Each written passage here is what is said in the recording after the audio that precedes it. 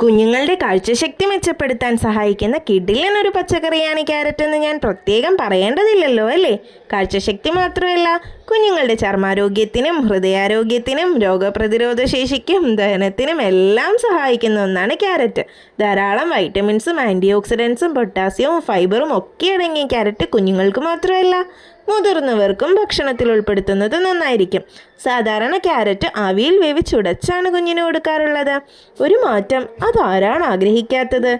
വെറുതെ പറഞ്ഞതല്ല കേട്ടോ. പുഴുങ്ങിയ ക്യാരറ്റ് കഴിച്ച് കുഞ്ഞ് മടുത്തൂന്ന് തോന്നിയപ്പോൾ ഇന്നൊരു വെറൈറ്റി പിടിക്കാമെന്ന് ഞാനും കരുതി. ഒരു പിടി മട്ടയവൽ ചെറുതായി ഒന്ന് കഴുകി ഇത്തിരി വെള്ളമൊഴിച്ച് കുതിർക്കാനായി മാറ്റിവെച്ചു. തൊലി ചെത്തി വൃത്തിയാക്കി ക്യാരറ്റും ഒരു ചെറിയ കഷ്ണം ഉരുളക്കിഴങ്ങും ചെറുതായി എരിഞ്ഞ് നന്നായി കഴുകിയെടുക്കണം. ഇനി ആവശ്യത്തിന് വെള്ളമൊഴിച്ച് അടച്ചു വെച്ച് നന്നായി വേവിച്ചെടുക്കാം.